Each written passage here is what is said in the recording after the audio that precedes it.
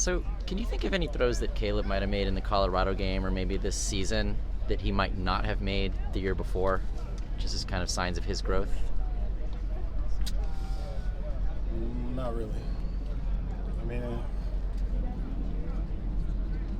Where do you feel he has grown this year?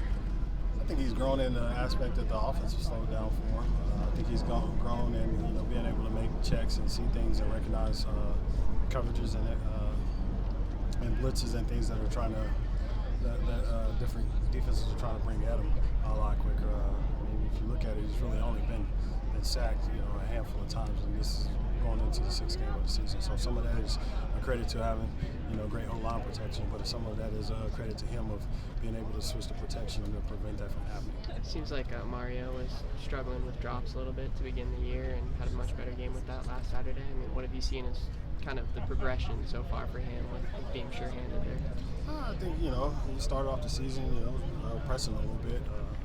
All of these guys have goals and aspirations and things that they want to accomplish, and sometimes they put a little bit more pressure on themselves than they need to. I think now he's just starting to calm down and relax and play and do the things that got him here and has gotten him to this point in his career. I think he was just in his head a little bit with that. Yeah, I think he was trying too hard. Arizona did a nice job of limiting the explosive plays against Washington. What have you seen from them on film? They're a team that plays hard. They got long-range corners.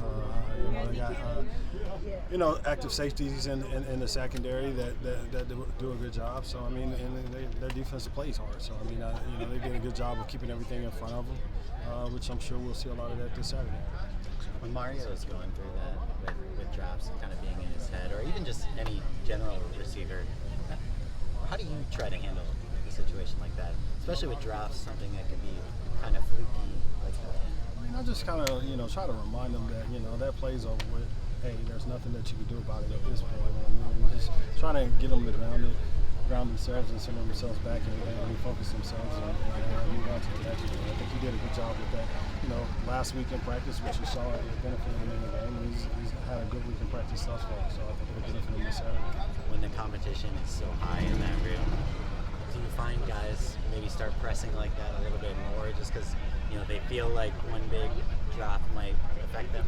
No, because I mean, we understand that at some point in time, the drops are going to happen. It doesn't necessarily mean that we like it. We understand that it's going to happen. So I mean, you're never going to pull a kid because he dropped the ball. So, hey, Michael Jordan missed a shot at this opportunity. I don't think Phil ever played a lot of the game either. So I mean, it happens. Once again, you just try to help him remind him, like, look, man, you're that guy. You're here because you're supposed to be here. And just let that play go on and get ready to play the next one.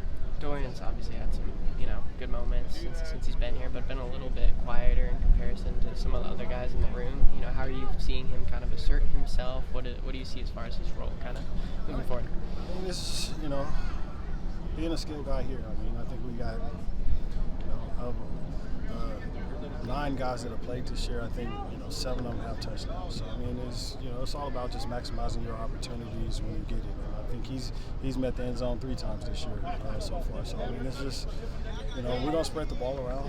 And, once you get it, you just got to maximize your opportunities at doing it. I mean, being here, it's a credit that all of these guys, work their butts off and deserve the right to get balls, and all of them have gotten balls. So, I mean, at some places, they throw the ball to one guy. We're not one of those places. So, he knew that coming in here, and he wanted to be a part of this organization and this program, and he wants to win a championship. So, I mean, his mental state is at a good place right now, and he knows that as long as I continue to work hard and do my job and be my 1 of 11, that good things are going to happen for me. Let's do 2 more. Coach, can you speak on Brendan Rice's toughness and taking that shot up the middle, only misses one play, is back out there with the guys with that kind of mental sideline of the team?